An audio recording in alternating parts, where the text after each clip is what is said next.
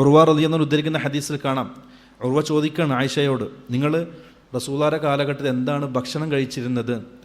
ആയിഷ പറയും, 3 മാസം റസൂലിൻ്റെ വീട്ടിൽ ഒന്നും പാചകം ചെയ്തിട്ടില്ല, വെള്ളവും ഈത്തപ്പഴം മാത്രമായിരുന്നു നമ്മൾ ഭക്ഷണം കഴിച്ചുകൊണ്ടിരുന്നത്.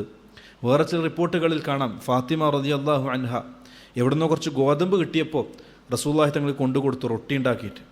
അപ്പോൾ റസൂൽ അത് കഴിക്കുമ്പോൾ ഫാത്തിമാൻ്റെ മുഖത്ത് നോക്കി ചിരിച്ചു. എന്നിട്ട് പറയാണ്, ഫാത്തിമ, ഒരുപാട് ദിവസങ്ങളായി നിൻ്റെ ബാപ്പ നല്ലൊരു ഭക്ഷണം കഴിച്ചിട്ട് അത്ര ദരിദ്രമായി ജീവിച്ചു റസൂൽ തങ്ങൾ ആ വീട്ടിൽ. ആ വീടിൻ്റെ ഫോട്ടോ നിങ്ങൾക്ക് കാണാൻ പറ്റും. പ്രൊജക്ടർ ഉണ്ടായിരുന്നിട്ട് കാണിച്ചു തരാമായിരുന്നു. ചെറിയൊരു വീട്, നിങ്ങൾ സീറെ പഠിച്ചിട്ടുണ്ടാവും, ഉർജൂസൽ അല്ലേ? ഉർജൂസയിൽ ആ വീടിൻ്റെ മതിലിൻ്റെ നീളം എത്ര, അതിൻ്റെ മേൽക്കൂര എത്ര, അതിൻ്റെ വാതിലെങ്ങനെ എന്നൊക്കെ ഹദീസുകളിലുണ്ട്. റസൂലിൻ്റെ വീട്ടിൻ്റെ ബെയ്ത്തിൽ നിന്നും ഫനായിലേക്ക്, അതായത് ഹുജ്റയിലേക്ക് ഇറങ്ങാനുള്ള ഡോറ് മരത്തിൻ്റെ ഡോറായിരുന്നു, ഈത്തപ്പന തടികൾ വെച്ചുകൊണ്ടുണ്ടായ ഡോറായിരുന്നു.